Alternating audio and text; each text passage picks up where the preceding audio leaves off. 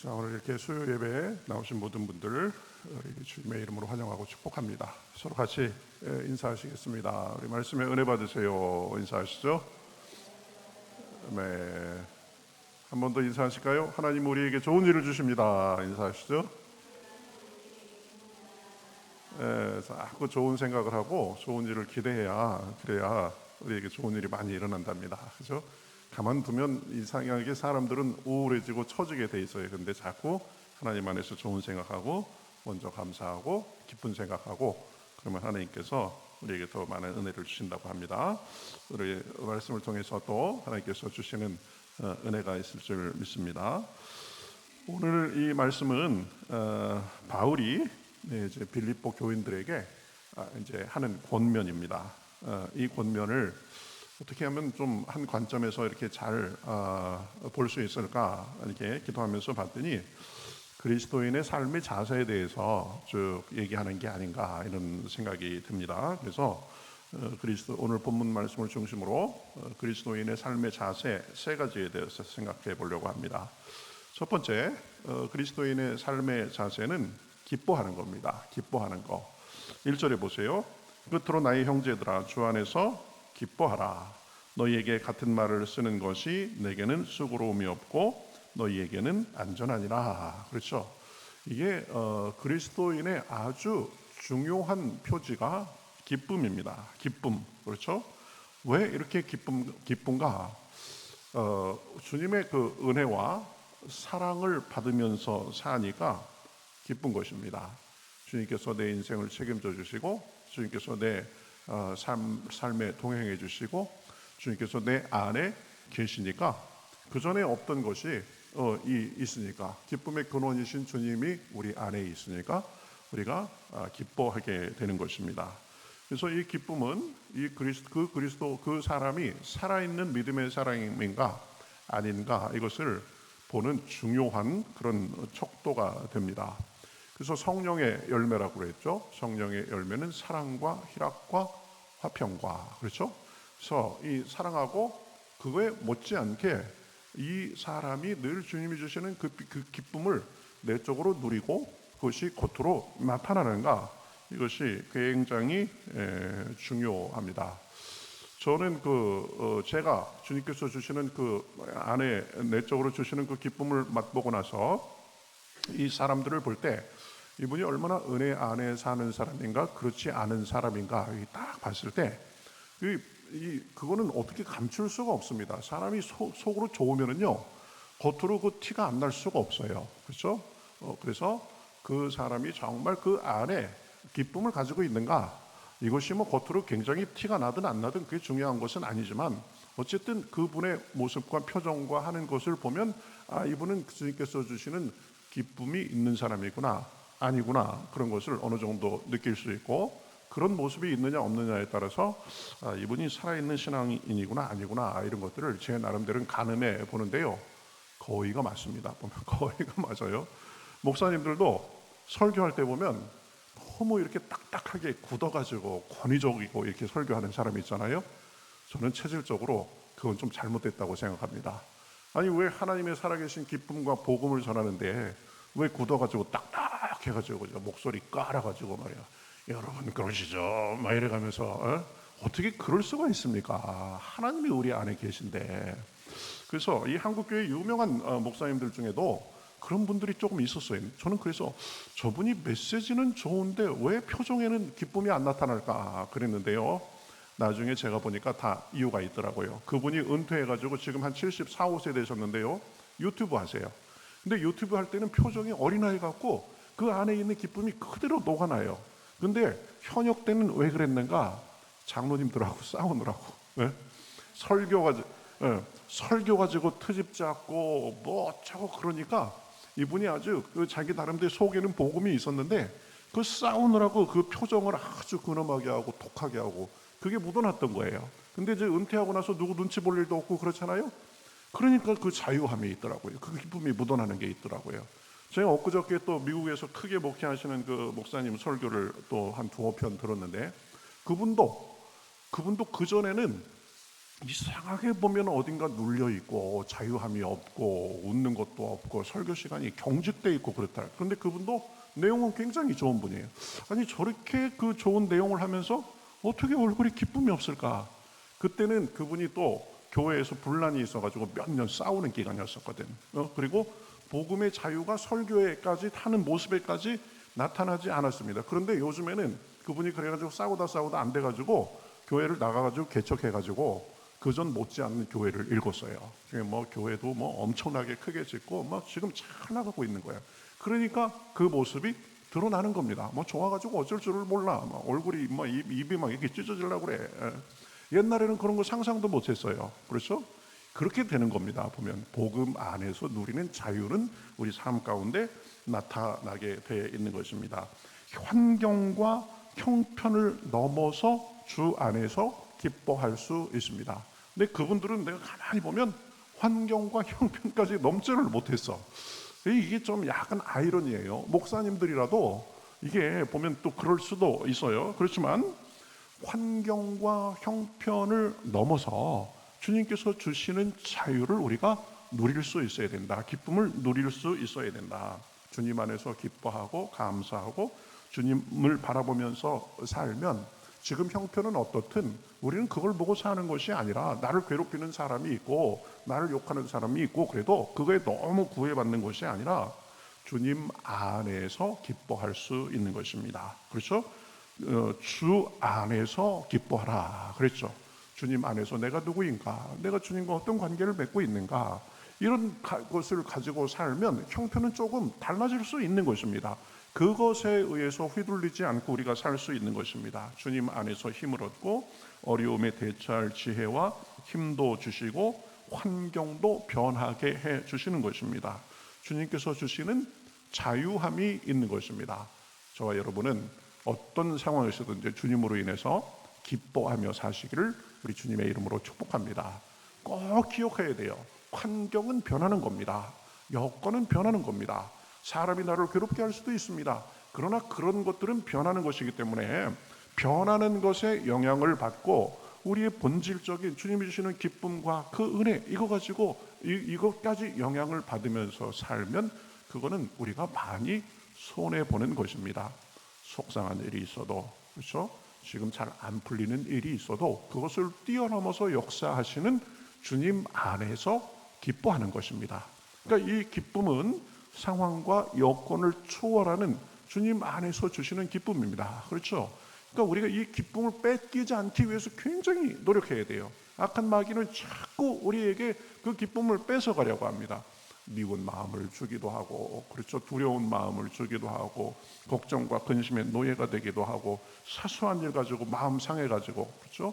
그래가지고 우리가 기쁨을 뺏기고 그냥 그렇고 그런 삶을 살게 하는 것입니다. 그렇지만 살아있는 그리스도인의 중요한 표지는 기뻐하는 거다. 그래서 보면 은혜로운 교회, 그 성령이 흐르는 교회는 보면은요, 이렇게 좀 자유함이 있습니다. 떠들썩합니다. 괜히 폼 잡고 이렇게 목소리 깔고 이렇게 하는 거 거의 없습니다. 그게 없으니까 어떻게 그걸 메꿔보려고 괜히 폼 잡고 자꾸 그러는데, 보면은 진짜 그리스도인은 그 안에 흐르는 자유와 기쁨이 있어야 되는 겁니다. 그렇죠? 우리 교회, 우리 개인, 각자를 하나님께서 점점 그렇게 만들어 주시는 줄 믿습니다. 그것은 오직 주님 안에서만 우리가 얻을 수 있는 것입니다. 자, 두 번째 그리스도인의 삶의 자세는 그리스도를 자랑하는 것입니다. 2절 보세요. 개들을 삼가고 행악하는 자들을 삼가고 몸을 상해하는 일을 삼가라, 이렇게 말합니다. 아주 험한 말이 많이 나오죠. 개들을 삼가고 행악하는 자들을 삼가고 몸을 상해하는 일을 삼가라. 이러한 그 개들, 행악하는 자들, 몸에 상해하는 일을 하는 사람들은 다 복음에 역행하는 사람들입니다. 율법주의자들을 얘기합니다. 할례파를 얘기합니다. 그러니까 할례를 받아야 우리가 비로소 구원을 받을 수 있다, 이렇게 지금 율법의 올무를 자꾸 씌우려고 하는 사람들. 그래서 바울이 그 당시에 싸웠던 주요한 적들 중에 한 사람들이, 내부의 적들이 이 할례파였습니다. 그리스도만으로는 부족하다, 할례를 받아야 된다. 그래가지고 그리스도의 복음을 자꾸 변개하는 사람들이었기 때문에 바울이 딴 거는 참아도 그건 못 참았습니다. 이 복음을 자꾸 변개하기 때문에. 그래서 이 할례파에 대해서 개들이라고 얘기합니다. 그릇된 교리로 교회를 어지럽히는 자들을 경멸적으로 표현한 거죠. 그렇죠? 그 다음에 행악하는 자들이라고 얘기했습니다. 이 행악하는 자들은 원어상으로 보면은 악한 일꾼들이라는 뜻입니다. 그러니까 일을 하기는 하는데 이게 악한 일을 하는, 저 악한 일의 종으로서 쓰임받는 사람들, 율법을 강조하는 사람들, 구원에 있어서 율법이 꼭 필요하다고 하는 사람들, 행악하는 자들이죠. 또 몸을 상해하는 자들이라 그랬습니다. 몸을 상해하는 것은 그 전에 우리가 보던 개역 성경에서는 손할례당이라고 그랬죠. 손할례당. 그러니까 손으로 할례를 행한 사람들이라는 의미에서 손할례당이라고 하는데, 문자적으로는 절단한 사람들, 이런 의미입니다. 그러니까 몸을 상해했다는 의미가 뭐예요? 남자의 포피의 일부를 베어내는 것을, 지금 베어낸 것을 그렇게 얘기하는 사람입니다. 그러니까 할례 받은 사람들. 그러니까 바울은 할례를 주장하면서 가르치는 사람들을 삼가라고 얘기하는 것입니다. 그들은 개들이고 손할례당이고 그리고 행악하는 자들이다. 왜 그러냐? 제가 말씀드렸듯이 순수한 복음을 변개하는 사람들이기 때문입니다. 여러분, 이것은 우리가 정확하게 해야 됩니다. 제가 이 미국에서 공부하면서 이 신약으로 박사학위를 받았거든요. 그래서 이거에 대해서는 우리가 정확하게 얘기할 수 있습니다. 이 한국 교인들 가끔씩 헷갈립니다. 보면, 그렇죠? 구원 플러스 우리가 율법으로 행하는 것, 이게 조금 더 들어가야, 그래야 이게 이 예수님의 그리스도의 보혈 플러스 우리가 율법으로 행하는 것이 들어가야, 그래야 우리가 구원받는다고 생각하는데, 구원은 100% 믿음으로 받는 것입니다. 이것이 개신교의 가르침이에요. 근데 이 지금 할례파들은 할례까지 받아야 구원받는다고 하니까 이게 잘못된 것입니다. 그렇죠? 이 복음을 변개하는 것입니다. 그러니 이 바울은 진짜 이 할례파가 무엇인가에 대해서 얘기하면서 그 사람들에 대해서, 당신들은 이 복음을 예수 그리스도의 은혜를 신뢰하는 사람이라 아니라 육체를 신뢰하는 사람이다, 그래가면서 그 사람들을 그렇게 경멸적으로 표현하는 것입니다. 우리가 꼭 기억해야 됩니다. 우리가 아무리 못나고 자격이 없어도 그것은 구원받는 데는 관계가 없습니다. 그렇죠? 구원받은 사람이기 때문에 우리가 올바로 살아야 됩니다, 이렇게 하면 얘기가 되지만, 그렇게 하면 당신 구원 못 받습니다, 이렇게 하면 그건 잘못된 것입니다. 구원은 100% 예수 그리스도의 보혈의 공로를 믿음으로써 받는 것입니다. 그렇죠? 우리가 이것을 믿는 한 구원은 절대 흔들리지 않습니다. 물론 이 구원받고 나서도 하나님의 자녀답게 살지 않고 그러면 구원은 받되 부끄러운 구원이 될 것입니다. 하나님 앞에 갔을 때 내놓을 것이 없는 부끄러운 구원은 될 수 있지만 구원은 변하지 않는다. 그렇죠? 그런데 자꾸 이 할례파 사람들은 예수 그리스도를 믿는 거 그래 좋다, 그런데 할례도 받아야 된다, 그래가지고 자꾸 복음에 대해서 변개했기 때문에 바울이 지금 아주 이런 경멸적인 표현을 써가면서도 그 사람들하고 손절하라고 하는 것입니다. 그러면 진짜 할례파는 무엇인가? 진짜 구원에 이르도록 하는 할례파는 무엇인가? 3절에 보면 하나님의 성령으로 봉사하며 그리스도 예수로 자랑하고 육체를 신뢰하지 아니하는 우리가 곧 할례파라. 그렇죠? 뭐예요? 성령님, 예수님, 그렇죠? 육체를 믿지 않고 그 예수님, 성령님, 그렇죠? 주님만을 의지하며 나아가는 그것이 진짜 구원에 이르는 할례파다라는 것입니다. 진짜 하나님의 자녀들은 성령님을 의지하면서 그분이 주시는 힘으로 섬기는 사람들입니다. 이거 우리가 잘 생각해 봐야 돼요. 우리가 열심을 내는 거 중요합니다. 그러나 이것이, 이 열심이 경쟁이나 자랑이나 어떤 그런 동기라면 그것은 하나님께서 보시기에 그렇게 좋지 않은 것입니다. 물론 하나님께서 그런 마음들도 사용하셔가지고 우리가 열심을 내도록 하긴 합니다. 그러나 그것이 온전한 것이라고 볼 수 없습니다. 내 자랑, 내 지혜가 아닌 성령님을 의지하고 그분이 섬기는 힘으로 섬기고 봉사하는 사람이 진짜 복음 안에 있는 사람입니다. 그렇죠? 때로는 경쟁심이 들기도 하고 내 자존심이 들어가기도 할 수도 있습니다. 그러나 근본적이고 지속적인 동기는 성령님이 주시는 힘이 돼야 된다라는 거죠. 사람들이 알아주고 아니고는 본질이 아닙니다. 그렇죠? 왜 사람들이 자꾸 봉사하고 애써 섬기다가 넘어지고 미끄러지고 그럽니까? 이 본질을 제대로 잡지 않은 경우가 참 많이 있는 것입니다. 그런데 진짜 할례파는 성령으로 봉사하고, 그래서 자랑도 그리스도 안에서 하는 것입니다. 그렇죠? 그리스도 예수로 자랑하고, 주님의 은혜가 얼마나 큰지, 그렇죠? 내가 그 주님의 은혜로 인해서 내 삶이 얼마나 변했는지, 내가 얼마나 달라졌는지, 내가 가진 소망이 뭔지, 그런 것들을 자랑해야 진짜 이게 그리스도인의 모습이 된다는 것입니다. 그렇죠? 그래서 그 사람 말하는 것 이렇게 보면, 아, 이분이 진짜 그리스도인이구나, 아니면 아직 멀었구나, 그런 것도 알 수 있습니다. 믿는 사람들끼리 모여가지고 맨날 뭐 자기 집에 뭐가 있느니 이 세상적인 자랑이 나오고 그런 말만 하고 그러면 좀 부족한 거죠. 그렇죠? 그런 것들을 뒤로 하고 예수님이 나에게 얼마나 좋은 분인지, 그분이 은혜가 얼마나 큰지, 그런 것들을 자랑해야 되는 것입니다. 또 육체를 신뢰하지 않는다라고 했습니다. 이 말은 세상적인 자랑을 하지 않는다는 것입니다. 학벌, 재산, 그런 거 자랑하고 내세우지 않는다는 것입니다. 그런 것들보다는 오직 주님을 자랑하고 은혜를 자랑하는 것입니다. 그렇죠? 그래서 자꾸 교회는 보면, 아, 예수님이 얼마나 좋은 분인지, 예수님께 얼마나 감사한지, 예수님이 나에게 해준 것이 얼마나 큰지, 그런 것들을 자랑해야 됩니다. 그게 진짜 자랑이 돼야 되는 것입니다. 그런데 이 할례파들은 그런 건 관심이 없었습니다. 하나님의 구원이 얼마나 큰지, 그리스도의 보혈의 공로가 얼마나 큰지, 그런 것은 별로 관심이 없었고, 이 자꾸 이 육신적인 것을 가지고, 자기들의 배경을 가지고, 내가 할례를 받았느니 받지 않았느니, 내가 유대인이니 아니니, 뭐 이런 것들 가지고 자꾸 자랑하고 선을 긋고 행세한 것입니다. 그러니까 복음하고는 방향이 완전히 맞지 않은 거죠. 그래서 지금 이 바울이 그 사람들에 대해서 얘기하는 것입니다. 자, 그러면 바울은 뭐 그런 걸로 치면은 별로 내세울 것도 없기 때문에 자격지심이 들어서 그랬는가? 그거 아닙니다. 육신으로 자랑하자 할라 치면 바울처럼 그렇게 자랑할 것이 많은 사람도 별로 없었습니다. 그래서 4절, 5절, 6절 이렇게 얘기하죠. 그러나 나도 자랑할 것이 많다 그래가면서 얘기합니다. 그러나 나도 육체를 신뢰할 만하며 만일 누구든지 다른 이가 육체를 신뢰할 것이 있는 줄을 생각하면 나는 더욱 그러하니, 나도 한번 인간적으로 자랑해봐, 세상적으로 자랑해봐, 그래가면서 지금 푸는 겁니다. 5절부터 보면, 나는 8일 만에 할례를 받고 8일 만에 할례를 받았다라는 것은 내 정통 유대인이다라는 겁니다. 이스라엘 족속이요, 베냐민 지파요. 베냐민 지파가 왕족입니다. 왕족, 그죠? 사울 왕이 베냐민 지파에서 났죠. 히브리인 중에 히브리인이요, 율법으로는 바리새인이요.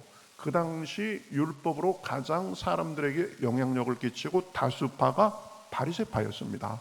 그러니까 나는 혈통이나 신분이나 지금까지 내가 속한 단체나 이런 걸로 보면 나는 완벽하다. 그래서 열심으로는 얼마나 열심을 냈는지 교회를 박해하고 율법의 의로는 흠이 없는 자라 그랬습니다. 자기가 그 당시 율법의 기준으로 봤을 때 나는 율법을 너무나 잘 지켜가지고 율법의 의로는 흠이 없는 자였다. 그러니까 율법적인 기준으로 한번 따져볼래? 나 율법으로 완벽한 사람이었어. 뭐 배경으로 따져볼래? 내 배경으로 완벽한 사람이었어. 그러는 겁니다. 그런데 바울이 거기서 멈추지 않고 그런 것들을 다 해롭게 여겼다라고 얘기합니다.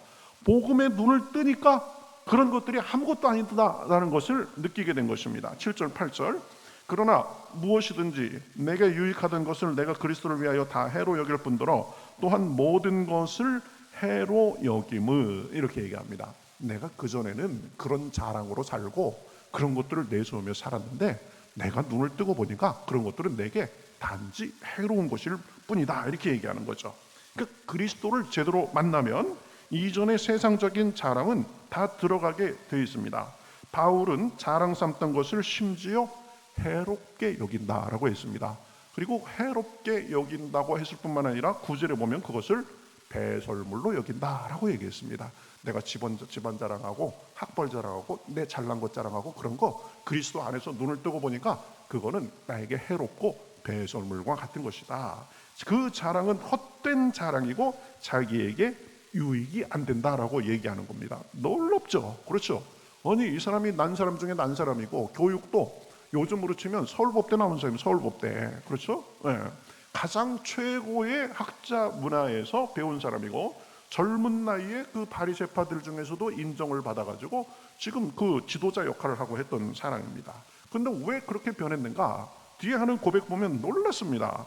그리스도를 아는 지식이 가장 고상한 것을 자기가 깨달았기 때문에 그렇습니다. 8절 하반절부터 보면 8절부터 보면 또한 모든 것을 해로 여김은 내 주 그리스도 예수를 아는 지식이 가장 고상하기 때문이라. 그렇죠?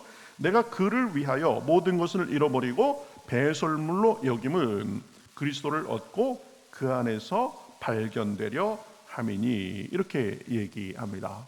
그러니까 눈을 뜨고 보니까 그리스도를 아는 지식이 가장 고상함을 알게 된 것입니다. 여러분, 사람이 진짜를 발견하면요, 가짜는 그 가짜인지도 아는 것입니다. 그렇죠?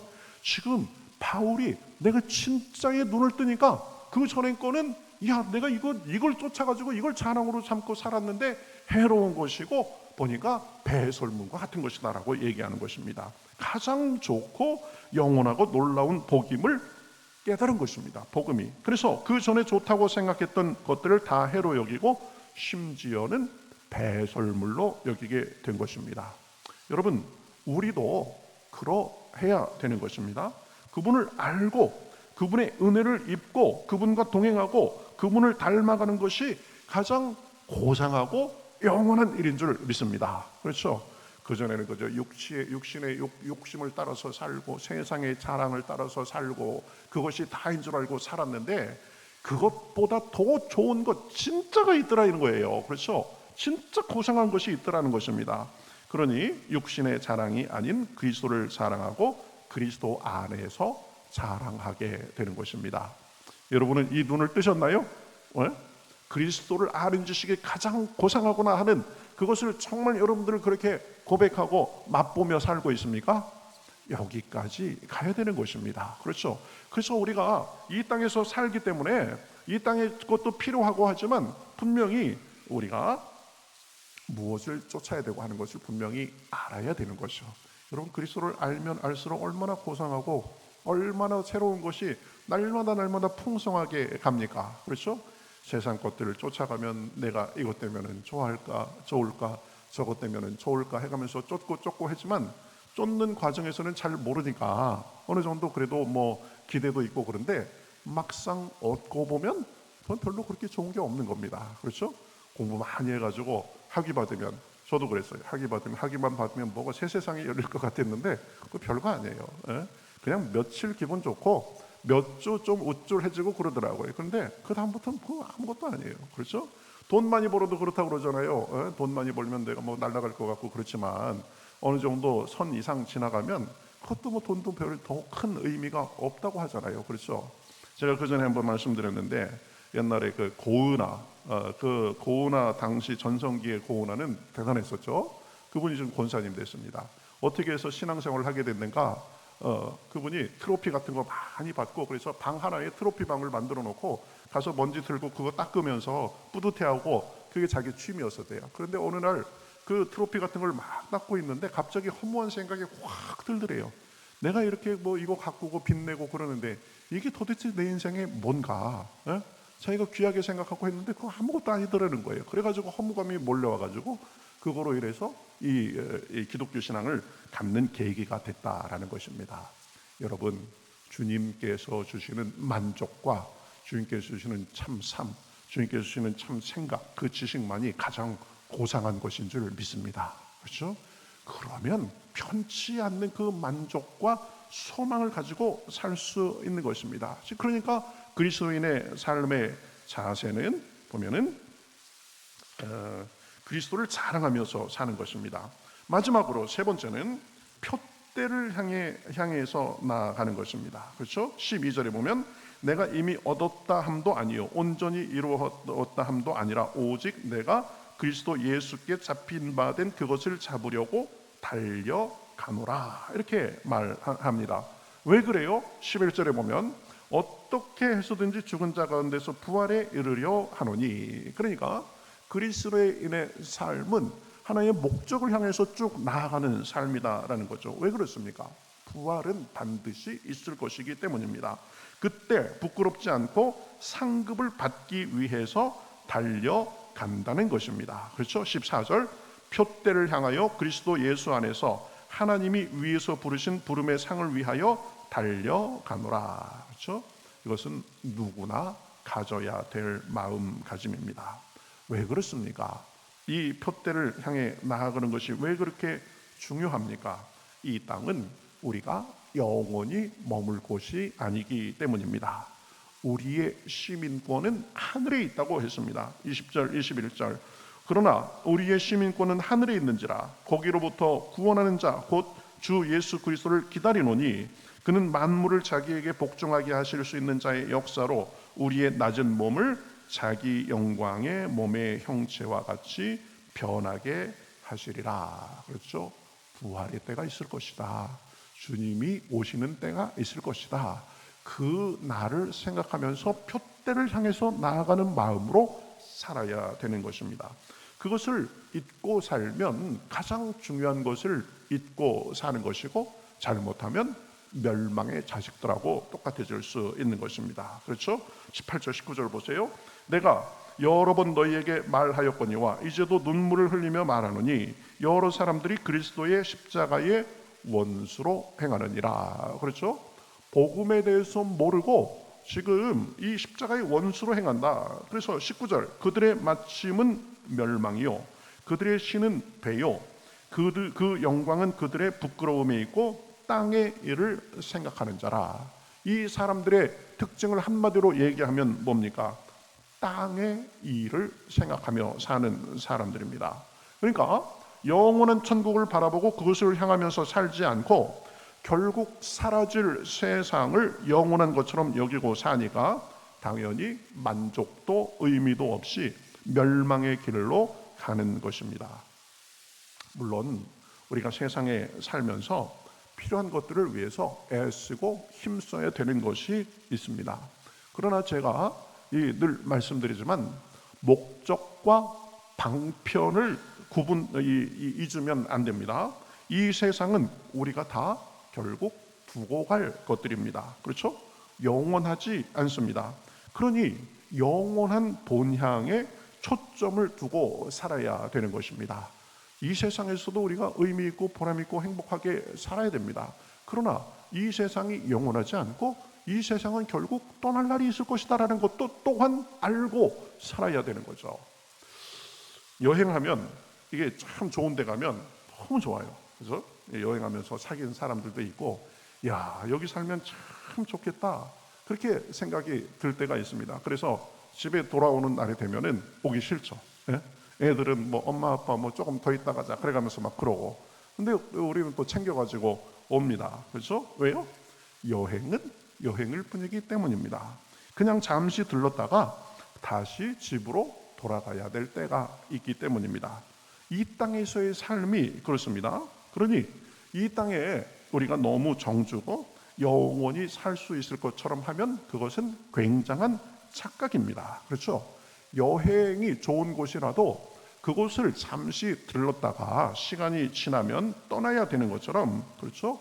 우리가 있는 이곳도 영원한 곳이 아니고 우리의 본향 돌아갈 곳은 하늘나라가 따로 있기 때문입니다. 그래서 지금 오늘 말씀에도 우리의 시민권은 하늘에 있다라고 말하는 것입니다.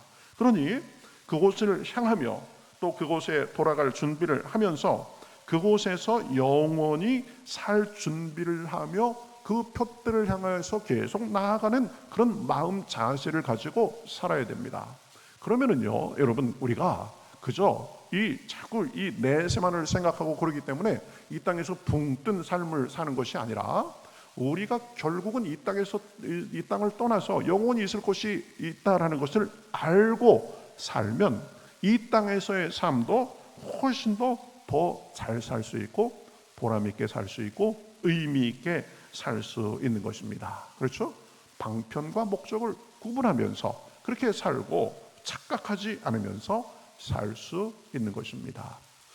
오늘 그리스도인의 삶의 자세 세 가지에 대해서 살펴봤습니다. 첫 번째는 기뻐하면서 살아야 된다고 했습니다. 그렇죠?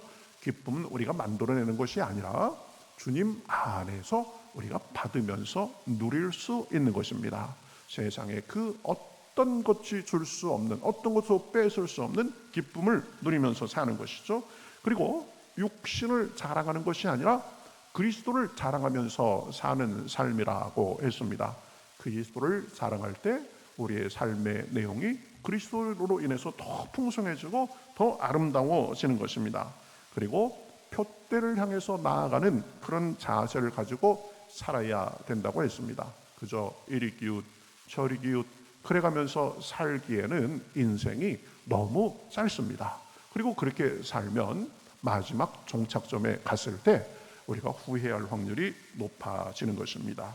늘 주님 안에서 기뻐하고 그리스도를 자랑하고 표대를 향해 나아가는 삶으로 우리가 이 땅에서도 정말 보람차고 아름다운 삶을 살고 우리의 본향에 갔을 때도 주님께 칭찬받고 만족하고 감사가 넘치는 삶이 되시기를 우리 예수 그리스도의 이름으로 축복합니다. 아멘.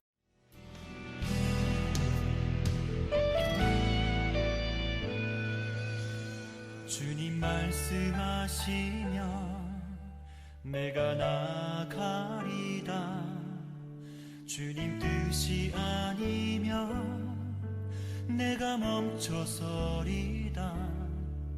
나의 가고 서는 것 주님 뜻에 있으니 오 주님 나를 이끄소서. 주님 말씀하시면 내가 나가리다. 주님 뜻이 아니면 내가 멈춰서리다. 나의 가고 서는 것 주님 뜻에 있으니 오 주님 나를 이끄소서. 뜻하신 그곳에 나 있기 원합니다. 이끄시는 대로 순종하며 살리니 연약한 내 영혼 통하여 일하소서. 주님 나라와 그 뜻을 위하여 뜻하신 그곳에 나 있기 원합니다. 이끄시는 대로 순종하며 살리니 연약한 내 영혼 통하여 일하소서. 주님 나라와 그 뜻을 위하여 오 주님 나를 이끄소서.